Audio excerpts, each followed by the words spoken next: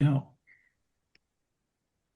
Good evening, everybody. Welcome back to 22 Panels and the Milestone Book Club with the brothers Anderson, no relation.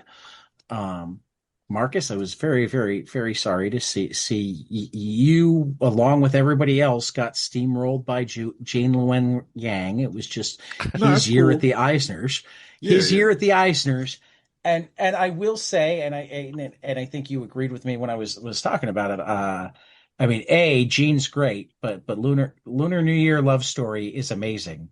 But the So I've fact been that it, told. No, I'm just oh, kidding. you haven't read it No, yet? no. I don't mean like that. I mean, yeah, of course it is. And I'm a Yeah. fan. I'm a fan of his work, so it's cool. I Yeah. was I gonna don't say, even need consolation. I'm good, man. yeah, losing to Okay. Gene Luen Okay. Yang is no shame. Like, Yeah, yeah, yeah. But actually, like I said, I was in Milwaukee, and I hit Lion's Tooth, and I was talking to Shelly, one of the owners there, and like the one thing that does frustrate me is somehow he got nominated in both YA and graphic album. So Gene Luen Yang and Lunar New Year Love Story beat out both Big Jim and the White Boy, and my favorite thing is Monsters Book 2. Hmm. So two of my friends who were up for Eisner's got beat out in separate categories by the same Yeah. book. I mean, is that like even legal, man? for what it's worth, man. At the end of the day, I have a lot of gratitude. Of course, we felt like disappointment in the moment, but it's like two books in a row. I have at least Eisner nominated, one win Right, and one nomination. So I'm good. I'm good, man. And right, I'm also looking forward. To be honest, like yeah. even with the previous win, you and my other friends have made way more of a bigger deal about it than Well, me. that's the You know way what I it's mean? Like, so, supposed to cause, work, Marcus, yeah, because no, you're I hear nice and you. humble. What I also did, what I said when Shelley and I were talking about the Eisners as opposed to a lot of the other awards is most of the other awards kind of in a niche. You know, the Harveys tend Hmm. more towards superheroes and monthlies, and the Ringos tend more towards small press and graphic novels and independent, that sort of thing. Um, the Eisners not only like really do a cross section of all comics, but like they do a good enough job of choosing their judges every year, and the way the nomination process works, that Hmm. like just being nominated for the Eisners Right. is a Well, and really, that's really big deal. yeah, I mean, because in to be any given honest, category, all the judges five have to people should read. win. Well, yeah, well, I was Right. gonna say I'm actually honored to be nominated because the judges have to win it, and you know the the people who are voting like on the nominees, they don't have to read all the books. You know what I mean? But I Right. know at least with Right. the judges, they've read all of the books. And Right. like we didn't campaign either, like because Right. I felt kind of weird about that, and then I was like, oh, everyone else is campaigning. Maybe I should have, but I don't know. Well, I don't I need to go back and read the rules again. I thought that like the vote wasn't like, I thought it was weighted. I thought the judges also had votes Maybe, but I that do know were, that the public definitely. It doesn't matter. This yeah. is the Milestone podcast, not the Eisner Yes. podcast. Yes. But I will say And briefly. I will say briefly, just a quick San Diego update because this is my first time ever. I had my first New York this past fall, my first San Diego just now. Thank you to the incredible Maya and the incredible people at 10 Speed for making it happen because I wasn't about to afford it on my own. So I really enjoyed attending San Diego for the first time, and it was cool. Nice. um Yeah, so we meet Cobalt and Paige. These are kind of different characters for the Milestone universe, but I I'm was really digging it. the yeah, thing that the phrase that came to mind when I was reading this that I was thinking of when I was like, this is kind of the weird outlier of Milestone. And then I was like, well, wait a minute, everything in Milestone is kind of the weird yeah. No, outlier. that's Yeah. why I appreciated it Oh because, yeah. yeah, like, well, I'm sure that's what you're saying too. But it's like, yeah, no, this just I just had a good time reading this, and it's funny because it's like, down to like I think I made a comment to this last time. Down to like Cobalt's like costume, it's it's Oh, kind of like what you think of when you think of the stereotypical place that '90s superhero excess went, like as far as costumes. it's But so 90s. it's really just a good book, and it's funny because it's like we've talked about how a lot of the other Milestone characters, wear it on their sleeve that they draw inspiration from like one or another of the big two, Yeah. and Kobalt is like, I mean, he's not an on the nose Batman, but to me, he's kind of like a Batman, like or maybe certain versions of Batman. Obviously, he's not a billionaire, but Mm. I think just about his approach, and then even with him taking on Page, I mean, granted, he had a different route to getting a sidekick than Batman did with any of his like seven Robins, but I it's pretty interesting. Like I don't know, I had a good time with these. No, it is. Like I was thinking of him more as as Punisher, as a Punisher Yeah. kind of analog. I mean, he doesn't kill. He would, but he doesn't kill. And I like, Right. but that's a cool twist. I mean, slightly jumping ahead, and not to cut you off, is just that like he wants to have the reputation of killing as part of like for his effectiveness, but he Yeah. actually seems to have a code about not killing, even though he wants people to fear that he'll kill them. Right. He does very much have the reputation. It's almost it's almost a little bit of a Green Hornet thing in a weird Mm, way. But yeah, no, I yeah, mean he has this very specific um yeah, I'm trying to think how to put it. Like he definitely wants to have he wants to have the reputation. He wants to have a very specific thing. He wants to he's his And he's definitely the human vigilante versus yes, thank you. That's what I was going to get. power of the universe. He hmm he is such a he is explicitly and specifically a street level character. Like someone Mhm. brings yeah, up the idea of like he has to fight a guy with superpowers. He's like, I don't really, I gotta have an edge yeah. if I'm That's going to nice. do that. And I like that. But then it's not so much that he doesn't fit in the Milestone universe. It's just that it's weird that he's been there the whole time.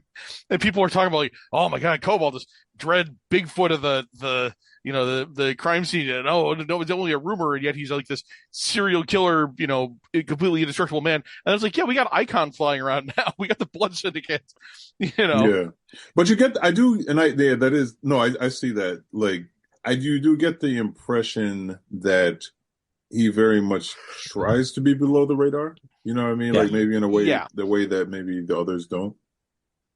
there is that. Like he does go to some extent to some lengths to make himself a rumor A that only legend, the underworld, or I think the captain even mentions that like only other criminals and low level cops have heard of Right. him, right? which I think was a nice thing to do. It was a nice kind of way to structure it. Yeah, it's odd to me that he's this legendary cryptid vigilante guy, and we've got the Blood Syndicate holding down Paris Island over at the other side of town.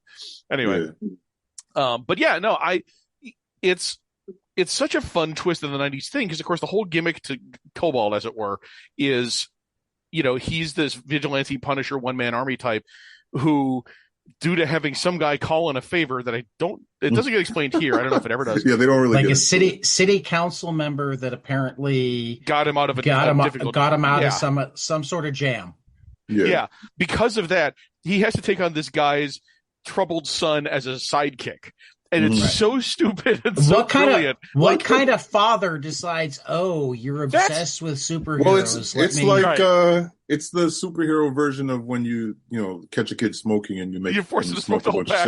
cigarettes. Can I also say though, like in light of that, Cobalt and Page are conspicuously white in the Milestone universe.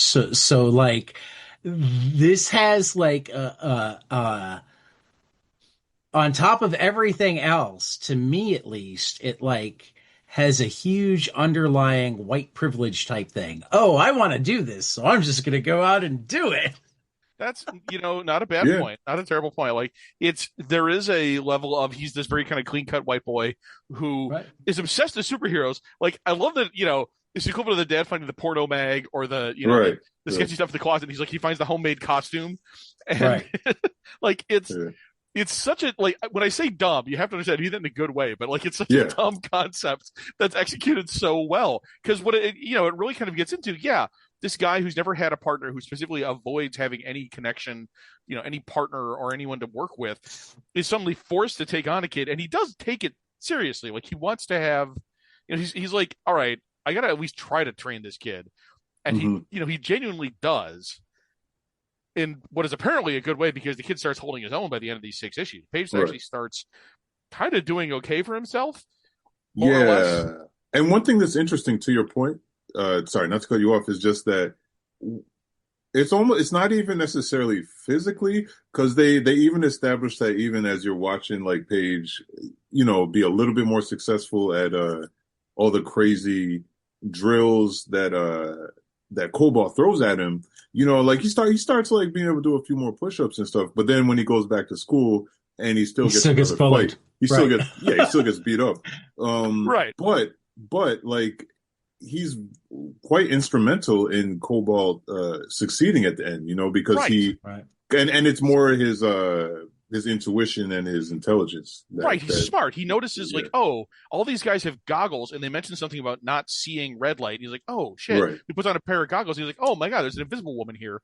And then he starts, telling Cole, oh, he's just 1 foot to your left and 6 inches up. And he, knocks her out. It's like, yeah. yeah, So I really like that he's still not a really good fighter in any way. He can't even beat up the high right, school bullies, but he's smart, and having a partner actually helps this guy. And like, yeah, yeah, I mean, the white privilege thing is part of it. Like the part of this being a white kid who has never been on the street. Like, and there's even a bit at the very beginning, or like in the second issue, where Kobalt tells him to meet him on a specific street corner, and then he does. He's waiting there, and it's like a couple of guys start hassling him. I forget what they look like. I don't know if their ethnicity is at all specified. they're kind of like a classic Marvel DC multi-ethnic gang. Like, Yeah, you're that's one of the trope of Marvel and DC. Yeah, the Benetton gang. So there is that, but like, and then he finally meets Kobalt, and Kobalt's like, yeah, I specifically told you because I thought you'd get your ass kicked, and I wanted to see what you'd do. And he's like, well, how'd I do it? He's like, I got a long way to go, which is also great. Like, it's the one thing that I don't know if I read all of Kobalt like a few years ago. I don't know how much they did it, and I'm really curious to find out. Is I don't know how much background they give us for Kobalt, and I hope they give us at least a little something more. Like, I hope they give us, I don't want his life story, but he's got to have, I mean, obviously he's got to have a reason why he's doing this. He's got to have, like, what's his resources? Why is he being called upon to do this? Who's he?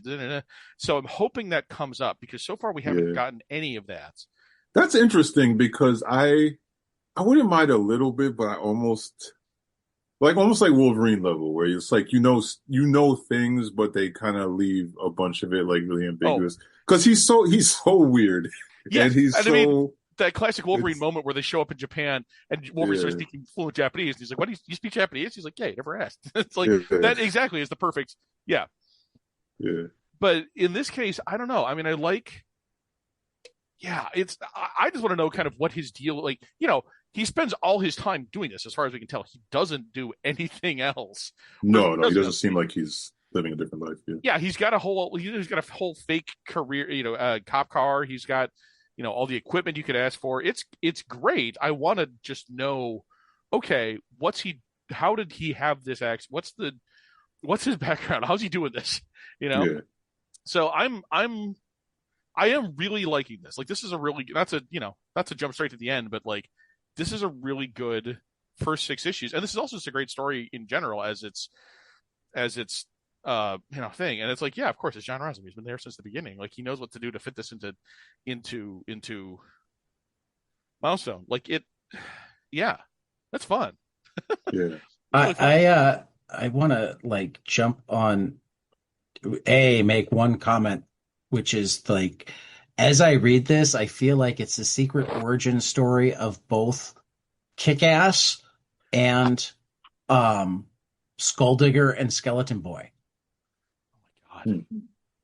The Jeff I'm not Lemire. super familiar. Okay, yeah, I was about to say I couldn't remember Skulldigger. Skulldigger and Skeleton Boy is one of the Jeff Lemire Black Hammer books. Oh, okay, yeah. But I'm it's the familiar. street level one, and it's I am familiar Yeah. enough with Kick ass. Kick-Ass. Thank you. I was thinking Hit Boy. I'm Yeah. like, wait, no, that's the other. Hit girl. Yeah, Hit exactly. girl's part of it too, but it's got Right. like No, no, no. Paige reminds me of Kick Ass a ton. Well, that's the thing, though. Here's the thing about it. I didn't like Kick-Ass very much at all. Yeah, Yeah. I'm not a fan, but and I think one of the crucial differences that makes this something so different from Kick-Ass is, I mean, the obvious one is that he has a mentor, and the Right. subtler part of that is that he has a mentor who doesn't want this kid to do. He doesn't want the kid there. He also doesn't Right. want the kid to be doing this. He clearly is being forced to do this, and the kid doesn't like the guy all that much. There's a really great character Right. dynamic between them. I wasn't trying to say either were as good. I was saying that I feel like this is way more in their DNA than the things that most people say are in their DNA. Yeah. Yeah, no, it's a fun. I mean, I almost feel like when I said earlier something about like it's a weird choice for Milestone just because it's so street level and also because he's like, I feel like he should be the only superhero the only vigilante in his setting. You know, like everyone talks about the Kobalt, but never seen him. Except then we've also like I said, we've got friggin' everybody else. Right. But then the thing that I really wanted to bring up was that how good was that first issue storytelling in terms of establishing his history without telling like an actual origin story. You've got that he's had partners in the past and he doesn't do them anymore. Period. Even this woman who keeps showing up and helping him is like, no, I won't do it. God, I forgot about her. He clearly had some sort of issue that a councilman was able to get him out of, which is how he owes this favor that he begs him anything else. Else. Oh, no, that's God. a great point. That's so without telling an origin story, it just gives so much depth to this character. I'm kind of curious as to whether or not we'll learn about more of that later. And in some ways, I don't care because again, it's cool to I don't know if either of you have seen the new Superman movie. One of the things that they finally did right is no, we're not going to tell you everything over again. Right. Yeah, you don't need the origin story. We get it. I love you either know it already or you don't need to know it. I love that the MCU Spider-Man movies have not mentioned Uncle Ben. I think that's crucial to the fact that I don't want to see that guy get shot again. There's been a slight implications, but even that's cool, because they're kind of like, you get it. I don't need to see another old white guy get shot in a tragic moment. We get it. It's fine. Yeah, and this, Superman obviously did it great. Like literally in the opening crawl, it's like boom, boom, boom. I like how they did it in threes, 300 years ago, 30 years ago, etc. Yeah, but Tad, what you're talking about, that for me is why I'm almost like, hey, if you keep it like Wolverine-ish and don't give us the whole thing, I'm cool with it because I do think that there's so much good peppering in of like, of like world building and past without like fully divulging. So I feel like it's the mystery around him. There's a good balance for the mystery and giving us little bits of information. Yeah, because it tells us enough. It tells us not only that he's, brutal, but also incredibly smart. He plans everything. He's really careful. Like it gives us a lot of that. I do also like he is like hits enough of the 90s stuff. Like I'm looking at one of the pages where he's, leaping through the air doing this sidekick to the guy's face. He's got those big metal boots, but he's got this insanely ripped chest with nothing on. He's got the like straps over it. Like it's such a dumb costume. Yeah. But like it's kind of it's not quite a parody of the 90s anti-hero thing, but it is very much like in response to it. It's like, look, this is a story about this dude who kind of fits that mold, but we're twisting it in a fun way. Well, and it's fascinating because, like, obviously we've all been read enough Milestone books to know that they would have that little, narration box right under the title for each issue.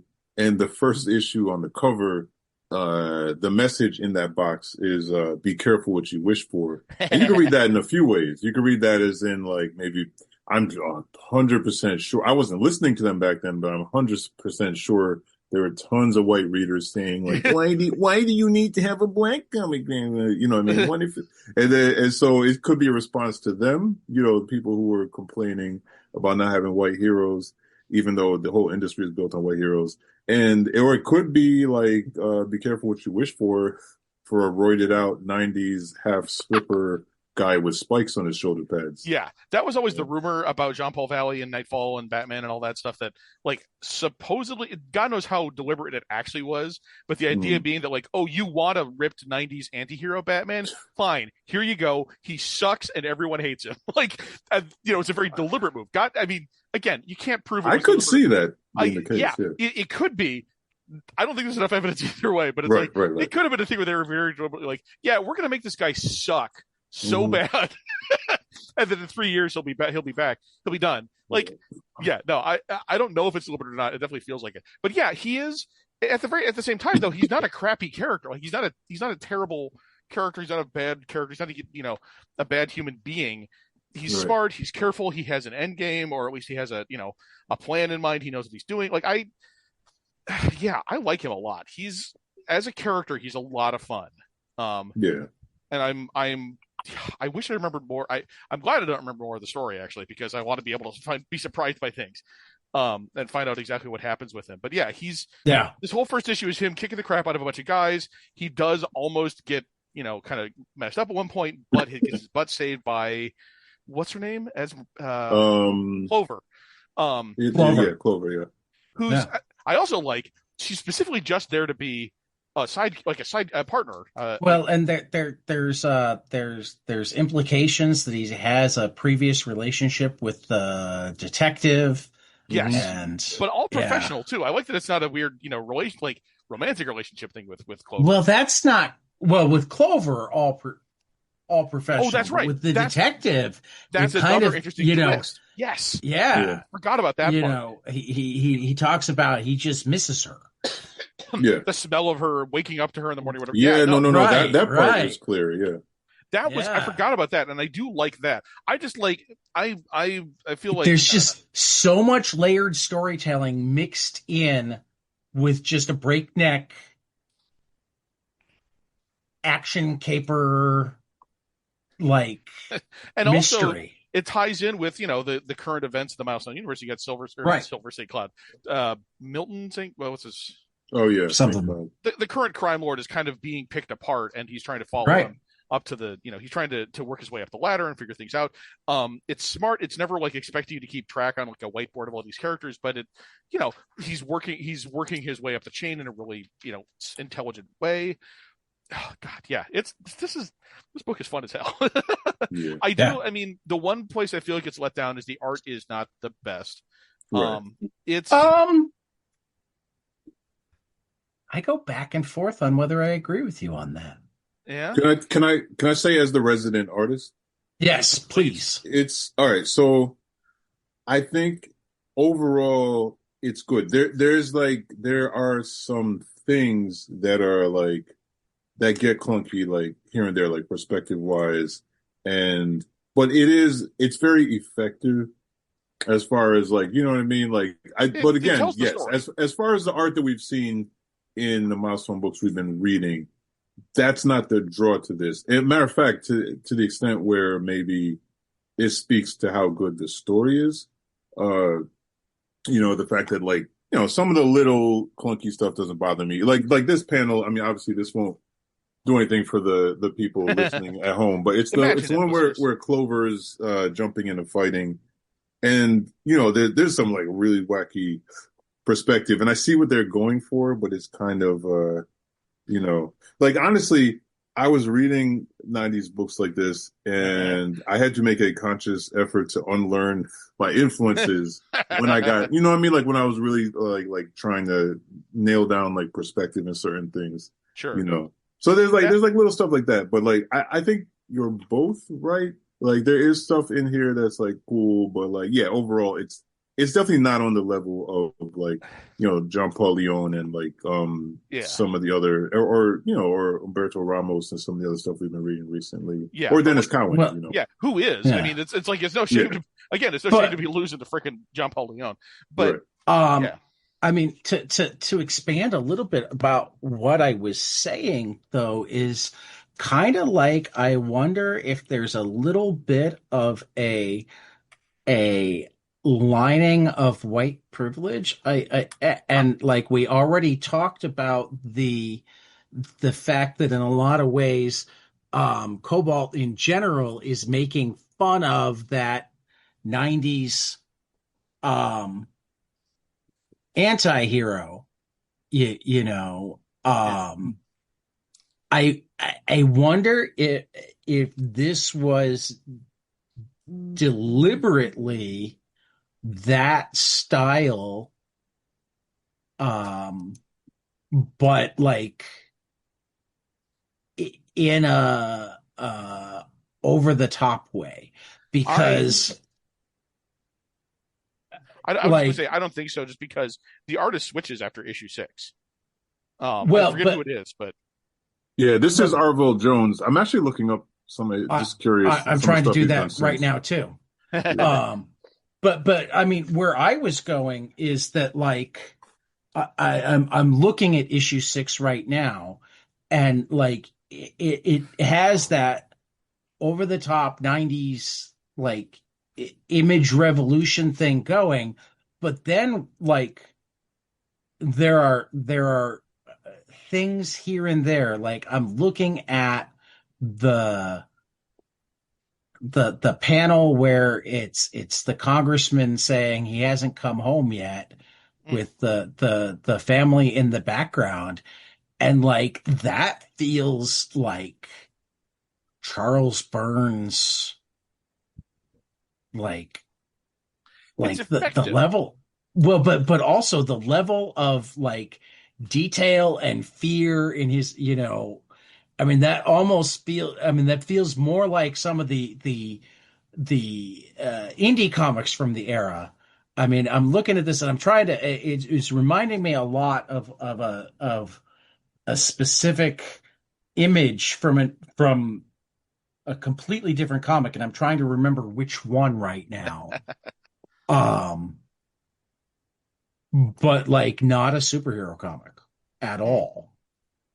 I mean, it again, I'm thinking, though I'm not certain. I feel like it's reminding me of um, what was Burns' book at Raw, the detective book. Um, can't remember it right now. I got nothing. Sorry. Yeah, yeah, yeah. I I don't know. I can see it. I mean, I always hesitate to say that like, oh, this is deliberately looking like this because it's Yeah. you can never really know. But also, So yeah. yeah. Oh no, you go I, ahead, Sid. well, I mean, I do. It's serviceable. Like, there's there's parts where it's a little bit confusing, or there's like, it's more just I don't know. It might even be an anchor thing instead. I have an But idea. Like, yeah, just as a just having done a quick perusal of Arville Jones's website with more recent stuff, you could see where like it's very much the same artist, but like you can obviously see growth over the years. And I think one thing that Image, not oh my God, not Image, the Milestone was really good with was like breaking talent, and they so I almost feel like this is kind of we're looking at an early Arville Jones learning the ropes and trying stuff out. And to your point, Tad, I do think that he's going for it, which is something. And sometimes when you see early, artists early in their career, they don't necessarily like take risks with like like what they try to convey visually and how they do it. But I do see when I look at the newer stuff, I see him. I see the same artist that's here. So I feel like we're just looking at him here before he refined, a Yeah. bunch of stuff. yeah, it's I don't know. I feel like I feel bad now having said that. I feel like the art was the weakest part of it because it's also like it's really well constructed. Like it gives us Yeah. it gives us these supervillain characters. It tells us sort of what their powers are. It lets us know what their deal is. We've got, oh, what's the guy? Is it Slick?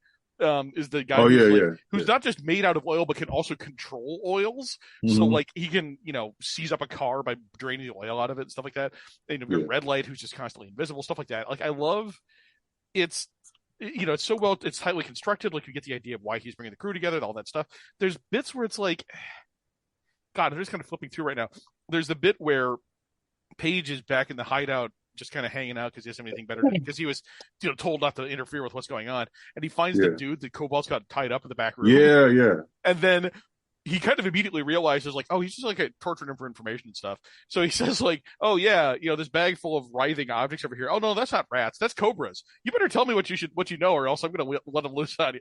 And it's like he Right. immediately plays into it in a really smart way. I love that. Like it's Yeah, and it subverted your expectation because yes. I assumed he was gonna Oh my God, what's he realize. doing to you? This is crazy. Yeah. Yeah, and yes, on two levels, right? On first, you're like, oh, he's gonna let the guy go, and on the second level, it's like once he realized what was in the bag, he was gonna like maybe blow the secret, but then he's just like, no, it's something even scarier in the bag. Oh yeah. So you And better he give me just the information. yeah, he knows what to do to mess with the guy. Like Yeah, it's it's great because it's Paige is definitely he's not a stereotype. Like he's not a I don't want to say stereotype exactly. He's not a trope. he's not a trope. He's not there to be like the load. He's not there to be the Yeah. bumbling kid who's screwing everything up. He's smart Mhm. enough to get stuff done and like get into the routine. Like he actually does everything Cobalt asks of him, and even if he screws up, he's still trying. Like, and then he does Yeah. the stuff where he realizes what Cobalt's doing and he plays along with it, or he knows how to work it further. Like it's Hmm. great. It's I yeah this this series is such a fun series. It's a little bit. Again, it's weird that it gets tied to the Milestone universe because, like, I've looked ahead and like hardware shows up and static shows up, but they kind of don't need to. Up in these first 6 issues, there's nothing as far as I know. There's Yeah. no other Milestone stuff showing up, Well, and I like that. yeah. Yeah, you know what's interesting is like to me, I don't. I feel like this doesn't feel like 100% different city because if you think about you know, any city, like you can literally sometimes go 4 blocks away and it feels like a different world, right? Like, Right. sometimes people will be like, oh, Chicago's like this or New York's like this or whatever, but then it's like which part of New York, which part of Oh Chicago, yeah. I mean, even locally, which part of Albany, like You go so. 5 blocks, and it's a different city. Yeah, so it's not that crazy that like, he's kind of existing in his own space and own world, and Yeah. um but it doesn't feel disconnected, Yeah. and part of that is that they do weave in different milestone references and mythology, but yeah, I feel like there's room for all of it. And it does remind me of how cities are weird like that. Yeah. You can You feel like, oh, I know this city, but then you maybe turn onto like a few blocks that you've never been to, and you're like, oh, where did this come from? I just realized as you were saying that, like, what I think is an interesting comparison point for this, Hitman. Because Hmm. like the thing that reminded me of Hitman was saying something about you can be in a different city, and the joke to Hitman, or at least one of many jokes to Hitman, was like, oh yeah, Tommy Monaghan, Hitman, he works out of like the bad side of Gotham, and it's like, oh, there's a good side of Gotham, but it's a similar thing where he's a '90s anti-hero in a different way, but Hmm. still like he's hitting those tropes. He's a guy who uses guns, he kills people, like that's his that's Yeah. his whole deal, and he's an assassin. Like it I like it a lot. I mean, similarly, both of them have interesting relationships with like the superhero community and why they do what they do and how they keep Hmm. getting pulled into well, Cobalt jumps in wholeheartedly. Tommy Monaghan gets pulled into nonsense in the superhero universe. Yeah. But yeah, like they hit similar vibes in a way that I really like. I mean, they're not at all like in conversation with each other, but you could read both of them and kind of get an interesting double feature out of it, Yeah. Anyway, sorry, that just kind of struck me where it's like, oh, that's another good book I liked, and there's a reason why. Yeah. Anyway, um, yeah, these first 6 issues are also really tightly paced. Like you Hmm. get to see over the course of them, you know, Paige meets Cobalt. He, is a complete mess up at the first. He trains further, he trains harder. There's that great little montage that's all like sound, where he's like, okay, you got to sneak across this junkyard, grab the Yes, banana yeah. doll while having all these pots and pans strapped to your body, and then it's just two pages of 6 panels each. And then he starts, he makes one clang, and then all these angry dogs start barking, and it's all just sound effects. God, it was so good. Like No, 100%. that And timing. also, yeah, and like just I'm looking at that page you're talking about, and it's like a perfect example of something you can only do in this medium, Oh you yeah, know, because this page is like the perfect like just perfect synergy with like writer, artist, and letterer. there was You know what I another. mean? Yeah, there was another sequence. I'm trying to remember. It was a little bit later on. There was just like 1 or 2 panels where I'm like, oh, that requires a writer who knows what they're doing and who works with the artist in a good way. It's the bit where it's like during the fight in the armored car, like just after the fight in the armored car, Hmm. Kobalt like puts on a smoke bomb or something, and then everyone's like, "Oh, where'd he go? What happened to him?" And then the way the panel's laid out, you just get a glimpse of like, "Oh, he's under the truck," as everyone's like Oh running around, like, "Oh, yeah, what yeah, happened?" yeah. Like I mean, it's a very small thing. It's like one panel out of a whole bunch of panels on this page, but like Hmm. that requires a level of coordination and care in how you're writing and how you're doing the art. That's really Yeah, good. Like I like definitely. that a lot. It's well written. The art is I want to say again like serviceable. I hate being mean to the guy, but I don't.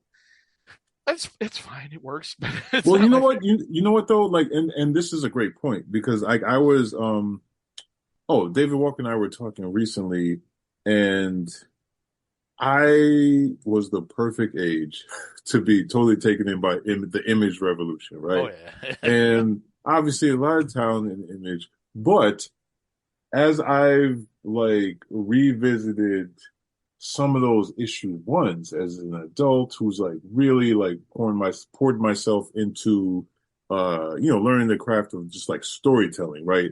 There's style, there's knowing anatomy, blah blah blah, all this stuff. But then there's the storytelling. And some of the stuff in early image by the guys that were heavyweights on a visual style rendering level, on a storytelling level, just visually, let's not even talk about the fact that these guys are jumping into writing without experience. yeah, Just visually, the storytelling wasn't as strong as like I would even say like this maybe.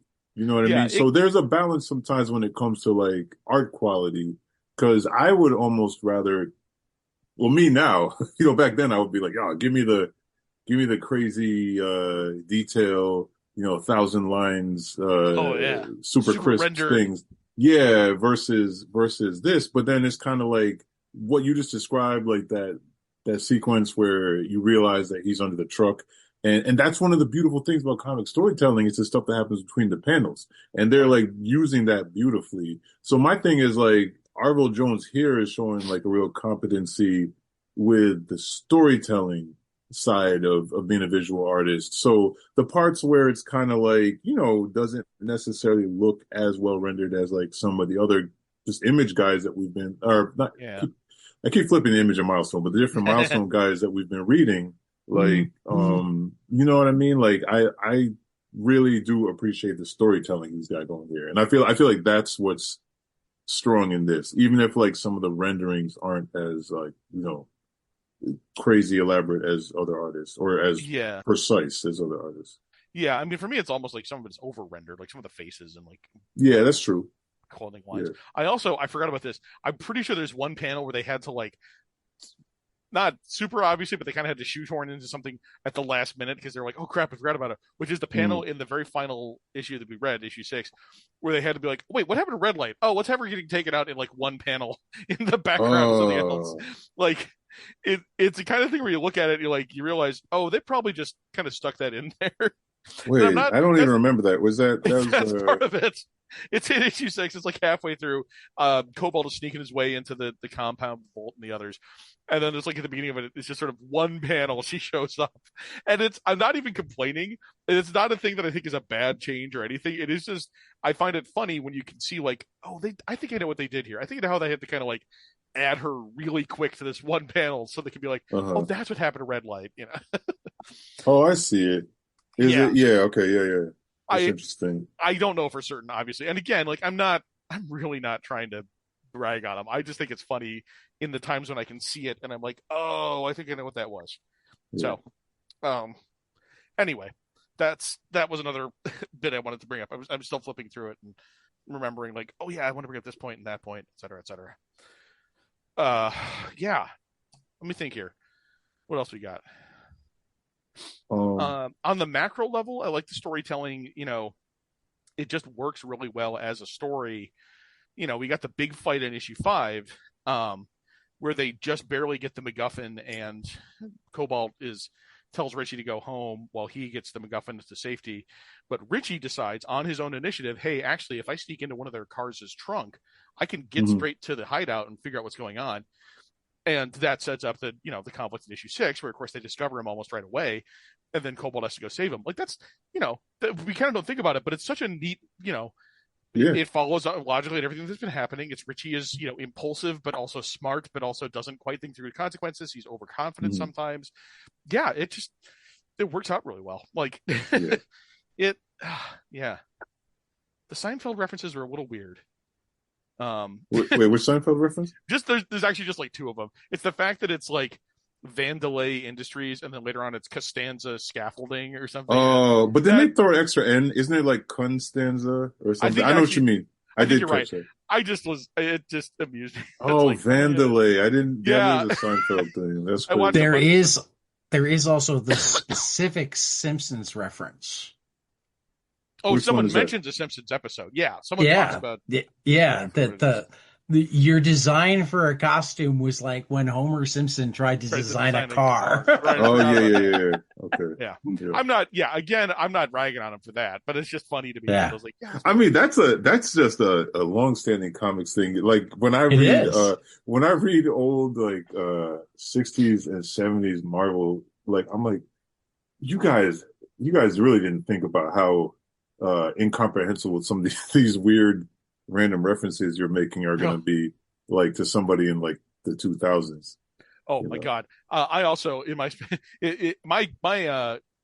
background wallpaper show that I watch all the time is Mystery Science Theater 3000, which is constant references to like TV shows from the 60s that I have zero context for. Yeah. Anyway, but yeah, same deal. Yeah, it's where do we even want to go from here? Because it's so good. Like I don't even know what else to say about it. Yeah, it's a lot of fun. Like I remember the next few issues better than I remembered these first 6, and the next few kind of further complicate their relationships to the vigilante community. It follows up very logically on the consequences of what happened in these issues, where Richie, Kobalt managed to save him, but like he's still massively screwed up, and like Kobalt got into trouble and had to burn a bunch of favors, and like. It was a really dumb thing to move, and they follow up on those consequences in a way that's really good. Like it works, and the long-term storytelling of it is fascinating to me. I don't know. I wonder if this was meant as a limited series, like if this was supposed to be just 16 issues and that's it, or however many. I mean, it is 16, but like however many they were planning to do. I don't know, and I'm curious. Yeah, I'm not sure either.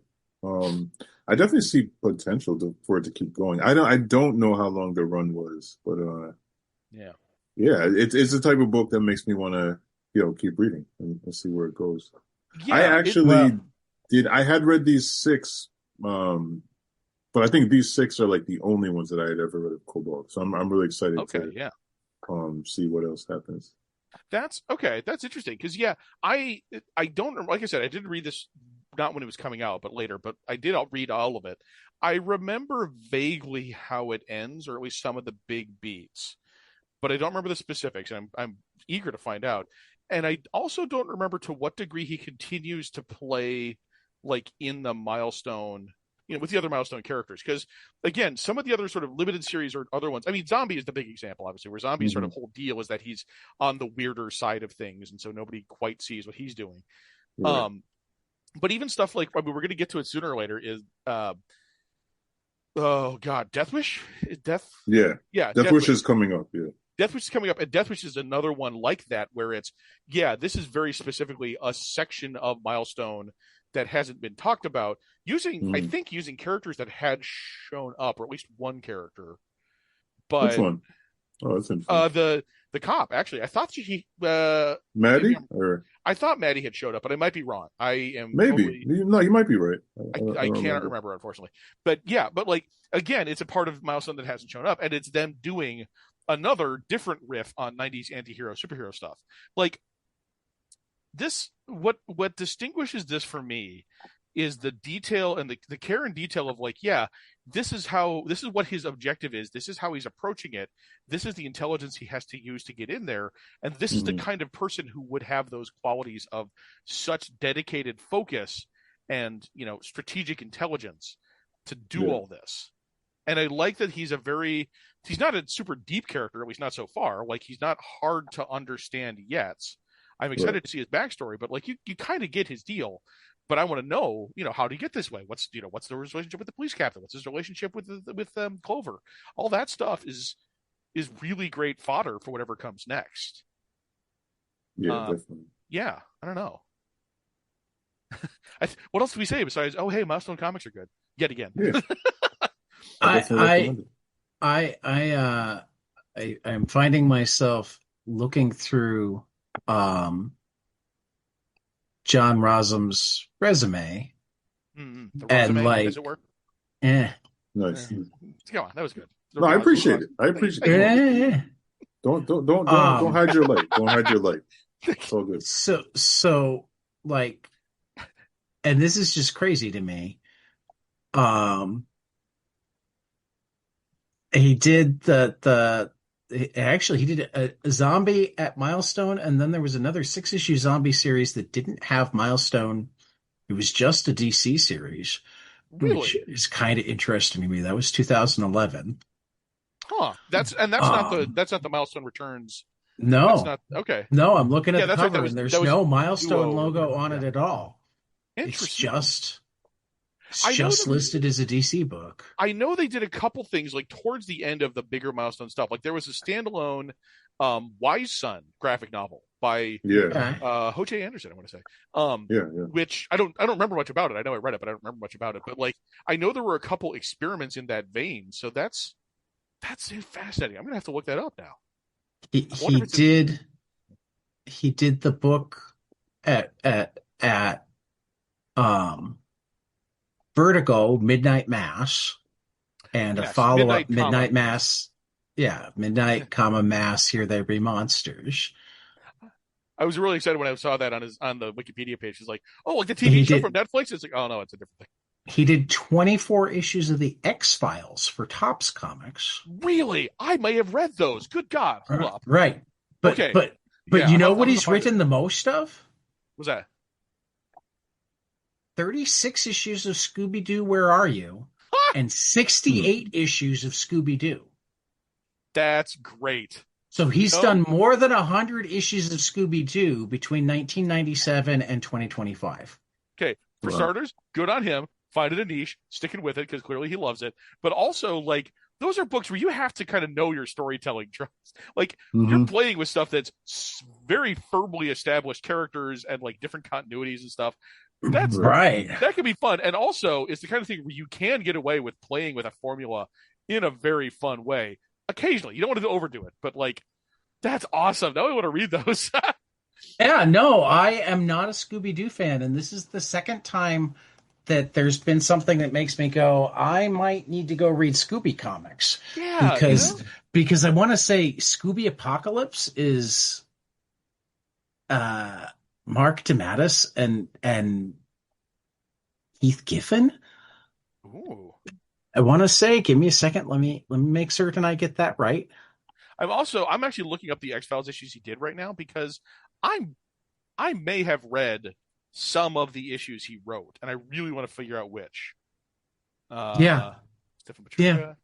Um, um, like Scooby Apocalypse issue 1 is DeMatteis, Giffen, and Howard Porter. Um, Oh, wait, that was Charles Adler. That was the artist in this. That's really interesting. Okay, Stefan Petrucca wrote the ones that I remember reading. I'm looking through to figure out when he started. Um, Yeah, sorry, I'm No, talking to that's the the. whole thing. Looking at the Scooby Apocalypse Omnibus, which is issues 1 through 36. It's J.M. DeMatteis, Keith Giffen, inks by Howard Porter, and colors by Hi-Fi. Hmm. And it's like, oh, it looks like Heath Corson and Gus Vasquez did a little bit of work too, and Dale Eaglesham. But like that is a group of talent that it's like, okay, I didn't think I'd like. I mean, it's kind of like I've been sucked into a bunch of Archie comics now too. Oh yeah. Yeah. It's like, You know, oh, I like all of the property. This is what's been happening to me this year. All of the properties that I thought that I didn't have to do anything with, that I had no interest in, blah blah blah. Somebody's doing something amazing, and I go, oh fuck! Now I care about GI Joe. Oh fuck! Now I care about Predator. Oh fuck! that's fascinating. Okay. I did not read any of um the John Rossum issues of on X Files. I read a bunch of others, but not by him. But Right? that's I'm tempted to look those up now because that was a fun series. That Yeah. was some great, cool stuff. No, like. And I guess this is what like properties are properties for a reason. You know, Oh yeah. no matter how crazy we think they are, there's something there that sparks somebody. Oh man, you're talking to a guy who spent who broke into comics writing the My Little Pony issues That's true. and is still That's really true. proud of some of those issues. I went back You and should read some be. the other day. I'm like, yeah, that's right. I did have a fun I idea need here. to go I was read more clever with that. My Little Pony comics. I You mean, really don't, but no, I do, because I mean the ones I've read, A, have been good. B, you, Ryan K. Lindsay, Tony Fleeks, Jeremy Whitley, Katie Cook, like Jeremy Whitley, it's kind of a murderer's row. The people who worked on that series, like I got to say, right. I was in some high company with those people. But Yeah. Oh, but it Alex is. DeCampi has done God, that's My right. I Little forgot that, Pony. yeah. But yeah, like it's those working on properties can be a lot of fun because you get to play within established characters. You get to work with storytelling tropes that the audience expects, but is also open to seeing some variations on. You Right. can get into interesting variations that you can sometimes do things you couldn't have done in the TV show.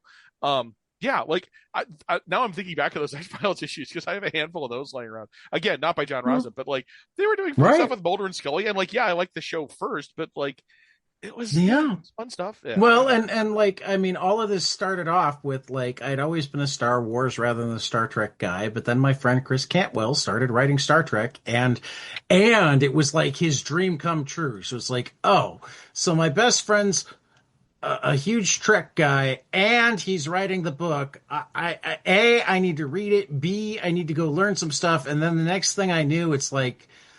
I've watched a massive amount of Star Trek and enjoyed it, and now I'm kind of a guy too. I believe the Yeah. term I prefer is Trekkie. I mean, I thought it was Trekker now. Oh, that. Oh, well, so you're not a Trekkie then. Well, I thought Trekkie was. I'm messing with you. I'm messing with I you. don't even know. That doesn't even merit a response. I There's am a not. plan of war I am here. not No. enough to know what's supposed to be like. What's the insulting term and what's the non-insulting term? Man, you like what you like. I'm just joking. Yeah, no, it's the no. But getting into these licensed books and doing stuff like that, it's fun. And I mean, this isn't too far off from that same impulse. I feel like where it's playing Right. with very established superhero tropes, and more specifically, '90s superhero and '90s anti-hero tropes in a Yeah. way that's not disrespectful to it. Like he's not. Like, oh, Wolverine's such a jerk, like, oh, it's such a dumb character or anything like that. There's Right, not like right. him making fun of. Well, the joke's not on Kobalt. Right. And it's yeah. also never on like people who like characters like Kobalt. There's a lot of Right. stuff that's also, I was thinking about this. There's a couple interesting little references, not even little, but there's a couple references to like older comics that, it's fun to see them pop up. Like obviously, one of the covers is Well- a parody of Robin jumping through the hoop on Detective Comics, whatever it was. Mhm. Another issue had like I think it's the monologue he has, like the internal monologue in like issue 3 or 4, where it has something about like will I survive the experience? Like that's such a that's an X-Men line. Like there's a little bits along the way where it's like yeah, he likes comics, obviously, so do we. It's he's not making fun of it so much as he is playing with it in a fun way. Yeah. So Well, I like we did a run of our weekly episodes where we were going back and forth between reading Black Hammer and reading Astro City, because mm, both on some levels are superhero deconstructions, yes, the same way that Watchmen is. But the yes. difference is like Watchmen strips it down and savages it, and you wonder if Alan Moore actually likes superheroes. I And think he I have an does idea. kind of. Yeah, well, no, he does No, I actually know you're kind right. of. He You wrote can top 10 definitely too. see Yeah, it. I get you. Well, yeah, you can see it in some of his other stuff. Yeah. Whereas with Astro City and Black Hammer, yeah, they break down the tropes, and yeah, they burst some of the bubbles, and yeah, they make fun of some stuff, but they're also love letters. Yes, they love it enough to know what sometimes doesn't work or doesn't make sense, or Right. like, And, wow, I wish and they'd followed up on this. that's kind of how I feel about this. This is like a love letter to a certain type of Batman and Punisher comic, Yeah. and even the Image revolution, while still acknowledging the things that are either a little bit creepy or a little bit, Like doesn't, whatever, yeah, don't age or well or doesn't work, or is relied on too much, or whatever. I mean, yeah. there's a Yeah. deconstructive level to it at the same time that you can tell that they're not taking apart something to make you not like it. They're They're not saying taking Wolverine apart is something to stupid help you like it more. and you suck for liking Wolverine or Right. no. It's yeah, Right. it's there for a reason, and I do Right. very much appreciate it. Yeah, Astro City is one I was thinking about recently as well because I read every issue of Astro City. That's one of the Oh yeah. that's a big one. I also thinking about Watchmen reminded me. There's Kieran Gillen's Peter Cannon Thunderbolt, which is itself like a deconstruction of Watchmen as like Watchmen's role in the I comics. might have to go read that. Oh, it's phenomenal, I but haven't it read only it. makes sense if you've read Watchmen like 80 times. Like Right. it's a comic where you don't get it unless you're deeply familiar with not just with Watchmen, but like all of Alan Moore's oeuvre. Like you know what's going on. You even know a little bit about the original Peter Cannon. Like you kind of have to get what he's doing to get why it's so brilliant. So what you're saying is a comic made for such a small audience that it's amazing that it was printed? I mean, aren't they all? Yeah, no, this is a comic, as they say, for heads only, for real ones. This is a comic specifically for people who are deep into comics. But yeah, Right. Kieran Gillen, Peter Cannon Thunderbolt. It was like 2015 or 16. I forget exactly. Yeah, I vaguely remember it. It's like 5 or 6 issues. It's got a nice deluxe hardcover. It's beautiful, and it again like if you know Watchmen like inside and out, you understand what he's doing in a really brilliant, fun way. If you know what he's doing, like if you know it. So yeah, that sorry, not to bring up something completely unrelated. That never happens on this show. No, it's cool. But No, but we don't do that. yeah, never. But like, Well, hold on a second. There was a 2012 and 13, and there was a 2019. was it which one is Kieran Gillen? Let me find It out. might have been the 2019. I don't remember. It is. Yeah, it is 2019, and 2019. Casper. Okay. Casper Wingard. Oh Okay. yeah. Oh, the art is phenomenal Ah. too, and it's also again playing with the art style of Watchmen. It's playing off of Dave Gibbons in a way that's not disrespectful. All But, right. yeah. No, it's great. If anyone has a chance, go out and read it. I was just going to get back a little bit more back to Kobalt, Right. but like as all of the Milestone books to some degree or another are playing with superhero tropes. I mean, in some just sort of a fun, lighthearted level of like, do I really need a costume rocket? That kind of stuff. But in some cases, more pointedly about, hey, comics for their entire history have been written by white guys, and black people who got in were doing so under duress, not under duress, but like under severe, severely penalized conditions, and we never got to own our stories. And like that's Hardware's whole friggin' mission statement on page 1. Like to some degree or another, all those Milestone books are, I don't want to say self-aware, but they are very aware of the place. Definitely. Yeah, they're aware of the place they occupy in the system, in the history of comics. Yeah, and they're to one degree or another playing with those. Some of them are more straight up than others. Some of them are more like, yeah, here's a straight superhero story. Here's this fun storyline. But yeah, how do you not at this point also, how do you write a superhero comic that isn't painfully aware of the entire history of superhero comics? It's such a deeply not incestuous medium, but like it's such a very like it's a genre that is so informed by its past that you have to get everything about it in order to get into it. Right. Which can be a positive or a negative. I mean, you can do some amazing things with that history. It can also means that it's deeply difficult to get into and horribly gate kept. But yeah, like superhero comics in general have that weight of history to them. That All right. yeah, all the Milestone comics play with to one degree or another, and this one just especially, and it's also a very recent history. It's like, hey, this is the '90s stuff. This is the '90s stuff we're talking about here. Here's what wouldn't it be fun if the Punisher had to take on a sidekick, and how would they interact in a very serious way? Like not just like, oh, this bumbling kid keeps gumming up my mob hits. Like no, he's a character in his own right. He's smart. He's not skilled. He's doing his best. Yeah, Yeah. That's a fun take. Yeah, and even the fact that he appears to people in world as a murderous, Punisher character, but Right. he secretly has his code. That's even a subversion of the '90s vigilante. Yeah, that he know, really doesn't go too type. far. Yeah, yeah. Because that's the whole thing with them is that, like, isn't this badass? Like, this isn't your daddy's comic books. Yes. Like he does the thing. I mean, he does have the bits where he like tortures that guy by jamming a knife through his hand and then pouring salt on it. But like interestingly enough, by the way, this is not really a spoiler, but the guy that he tortures in that scene, the character Dudley, who's just like a low-level enforcer, comes back and kind of plays. I mean, he's part of the narrative. He's not a super huge part of it, but like the response to that moment is kind of fun and interesting. So like even stuff like that, where it's like, oh yeah, all the low-level dudes that Batman beats up, or the Punisher kicks the crap out of, or whatever. They or Daredevil, because I used to hate the whole Turk thing. Oh. I felt like that was like Frank Miller working out his black guy stuff, and it's like, so it's I like the idea of a white Turk. Like let's get more white Turks out there. It's not exactly what he is, but he does. No, I know, I'm joking. Yeah, but he does. But yeah, I mean, I get what you're saying because he does come back, and like his relationship to the mob comes back up, and like the fact that Kobalt to some degree remembers him, or at least kind of recognizes what he did to the guy. You'll see. It's fun. Okay. It's not super huge, but it's like, oh, there's some continuity to this. It's not just random dudes he's beating up.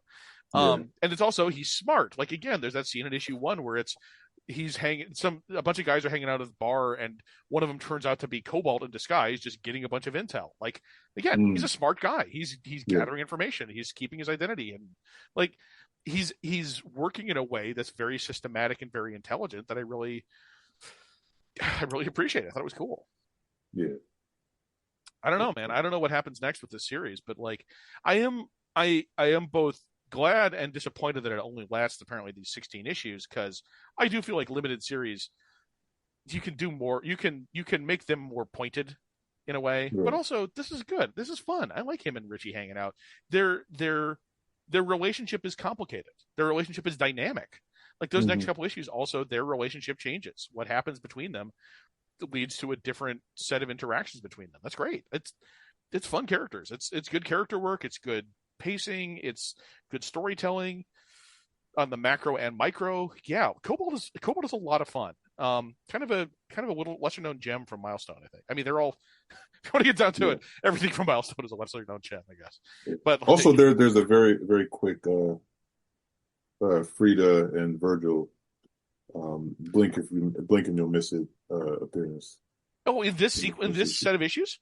Yeah, it's like they're literally it's when what's his he's name? Paige Is leaving the school. Yeah, I forgot about that. Oh, so Static shows up in a couple issues, and the way that he does is very fun. So it's aware of its place in Milestone as well, too. I mean, obviously, but like, it's doing fun stuff with that too. I don't know, Kobalt. It's good. It's good stuff. I don't know what else to say. Yeah. All right. Before we leave, though, I do want to toss out, since you talked about the Peter Cannon Thunderbolt, that for the next 3 days, so hopefully Tyler will get this up quickly. There is a Dynamite 20th anniversary Humble Bundle that does include that Peter Cannon Thunderbolt along with 20,000 pages of other stuff. Good God. Okay. For $20 with a portion that you can determine if you move your sliders like I always do to go to the Hero Initiative, which is Nice. one of the fantastic comics charity to help out creators in need, Yeah. that sort of thing. So Yeah, that's cool. What's next on our docket? I don't have the next on our docket is, Well, I there's want to a say, giant size hardware, and then it jumps yeah, right into and then Death Wish. Like that's right. Oh, okay. So hardware 25, yeah. and then Death Wish issues 1 through 4. Do we So I was want to gonna do say both? maybe we should do both. Or oh, wait a minute, no, because then we have the Hunt for Death Wish from hardware. So maybe we should do hardware 25, Death Wish 1 through 4, and then hardware 26, 27, and 28 All in Wait, are one the Hunt episode? for Death Wish. Oh, Yeah. oof. It's a lot, wait, is but that 8 also issues? Yeah, it's 8 issues total. it's a lot, but it sticks together thematically, and I Right. Right. wouldn't want to break that storyline up. That's true. Yeah. All right. So yeah, let's I'll do start that. reading it now so I don't. Oh, There we go. Yeah. oh yeah, crap! I gotta. Yeah, it's from what I remember of Death Wish. It is also very 90s anti-hero doing a different thing from Kobalt. It Mhm. was still interesting. I Oh yeah, I remember being pretty impressed because I didn't know I didn't feel like I was asking for a Death Wish book, but then I was like, oh, this is way more interesting than had Death Wish you know. appeared before this. I forget. Yeah, he was a hardware villain. Like he showed up in a much earlier issue of Hardware. Did he? God, I totally Yeah, forgot. All right, I'm going to have to reread those too. we definitely read it on the show. The Okay, issue. all right.